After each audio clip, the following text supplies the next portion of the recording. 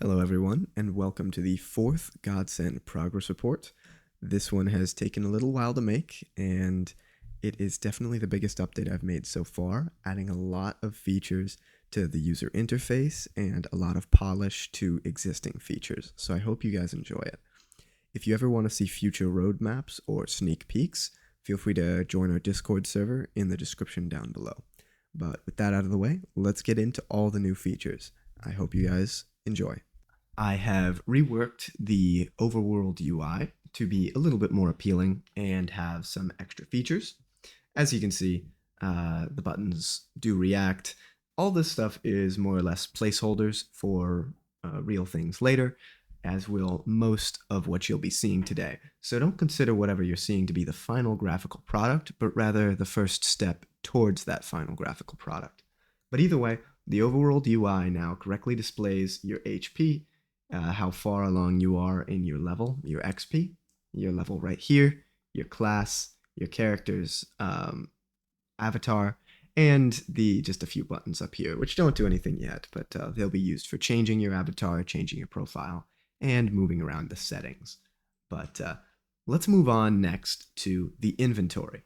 All right, so taking a look at the inventory here, we can click this bag button, and then boom, our old inventory placeholder is now a completely functional inventory UI. As you can see, when I drag my mouse over slots, they'll light up. There are tooltips, as I'll call them. So if you hover your mouse over these items, you can see they all have unique rarities, descriptions, uses. You can pause the video if you'd like to see, but they can be upgraded to certain levels. They have sockets unlocked, stats. There are little things that change as well between, let's say this says a helmet and this does not, so the tooltips are aware of the item. And then we also have a stats panel right here. Ignore the crit chance, that doesn't seem very balanced, but it does reflect a battle rating, which is right now a simple sum of all your stats aside from intellect and spirit, which are placeholders for later. But taking a look at some of the features of this inventory. First things first, in this equipment panel here, we have 2 slots for rings, 2 slots for trinkets, an offhand slot, and a main hand slot, as well as slots for a helmet, a necklace, a chest plate, and leggings. Some of these models will be changed later, and when the character names are able to be put in, that'll go here. But to equip items, we can do a few things. First, we can drag an item to the corresponding slot. If I try to drag it to the wrong slot, it's not going to work. But I drag it to the right slot, and there we go. As you can see here, my physical attack just went up by 10 because this sword increases it by 10. You can drag it off as well, so you can see the changes in battle rating as well. So you can also double click, and it will place the equipment in the proper slot. Same thing, getting it off. And lastly, you can apply equipment by dragging it in and then dropping it over your player character model. Now next, we can also double click and have multiple equipment things in. So I put my funny hat on and it'll go in the hat slot as expected. Also, of course, I did give some actual models or UI images to these items. Once again, they're probably placeholders, but these aren't bad, so I might keep them. Then we have this sword here, this big sword. As you can see in the tooltip, it is a 2-handed weapon, so keep that in mind. And we have this shield of defense, which is an off-handed weapon. If I'm using my one-handed sword right now, I can simply slide my shield in and put it on just like that. However, if I slot in my big sword instead, you can see that it closes off my offhand slot, and nothing will go in there. I can swap these two out and it'll be open, and if I try to put on a 2-handed sword, it'll put the shield back into my inventory. But overall, what this inventory is a fully working area to equip items, a fully working area to see your stats. Everything is ready for future polish later, and the groundwork is perfectly in line. You do have a gold display here, as well as some stats I'll hook into later. But yes, everything is working as it should with the inventory. So now let's move on to our next feature here, which is the slightly changed dialogue and merchant UI. So these changes, once again, are placeholder, but I figured I'd make the dialogue menus look a little bit nicer. Kevin is now framed nicely in a circular portrait with better fonted dialogue. It doesn't look that pretty, but I'll change it later.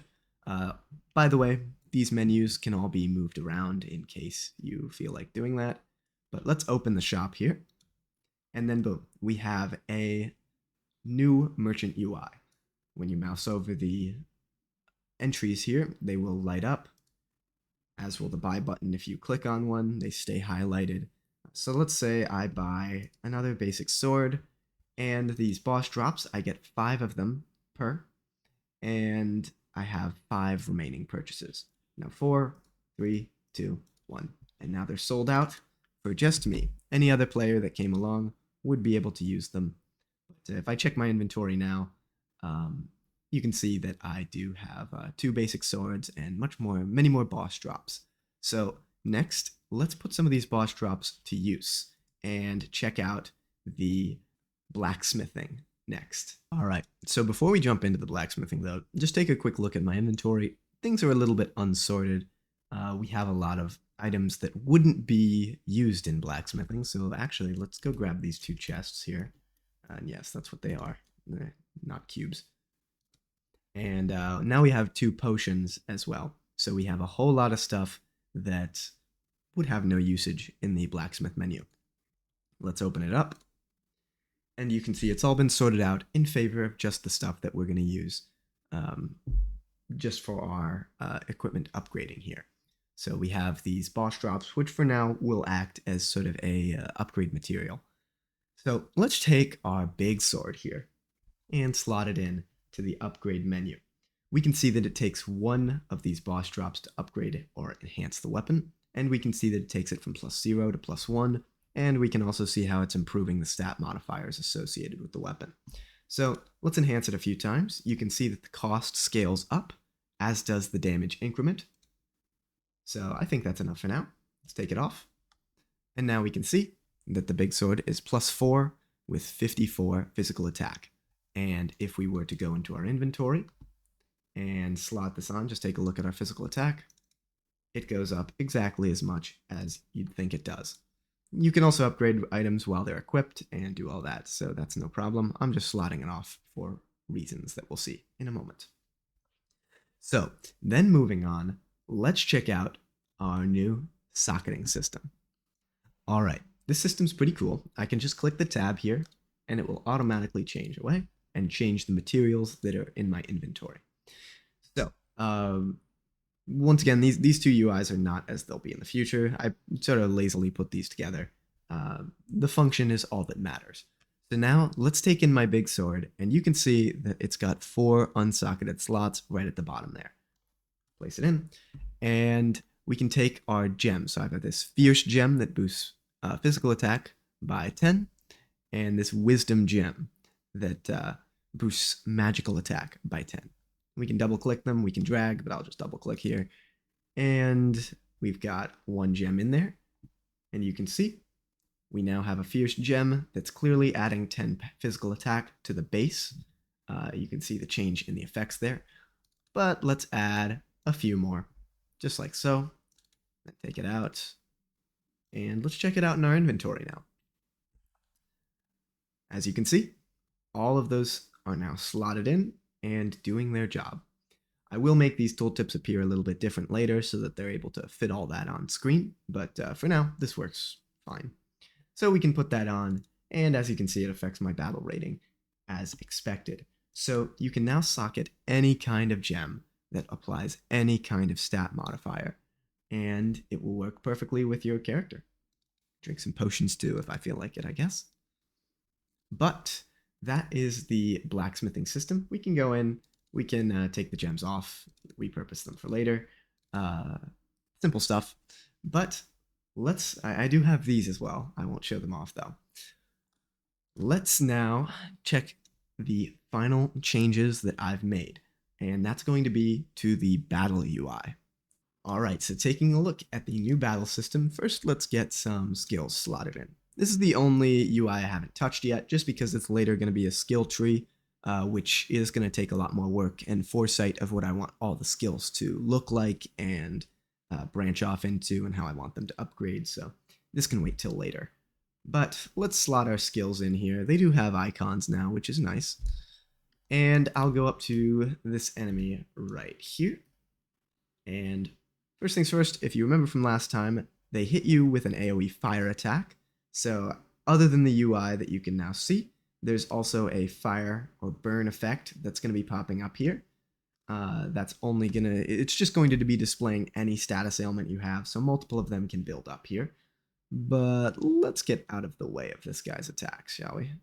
Okay, so next you can see all of my skills. I also have more features added to them. Some of them I gave descriptions just to be a little bit more concise, but the rest of them just state the bare minimum. Let's try using the same attack that the enemy is using here. So let's go and click our basic attack. It is now ready, as you can see from the top, and it does the same thing he's doing. Let's try our one-shot kill lethal strike. As you can see, once the bar hits green, the player will perform the action, and if you watch closely, you might want to back it up if you didn't see, a cooldown plays over this skill. Now also you can see that my HP has updated, I gained a level, and I gained some items as well, so let's have some stats for the next battle, shall we?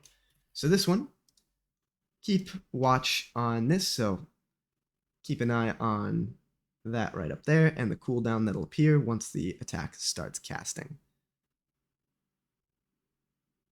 And down he goes. There's no real, oh, he's still alive. There's no real, I should say, death animations or health bars for the enemy, but those will be coming sooner or later, so we can keep an eye out for those. But either way, that is the completed battle system UI. It just is a placeholder right now, although it doesn't look that bad. I'll probably keep it looking somewhat like this, but the polish is there in case I ever feel like expanding it. And with that, I have showcased all of the new features and additions with this system. So hopefully you guys enjoyed.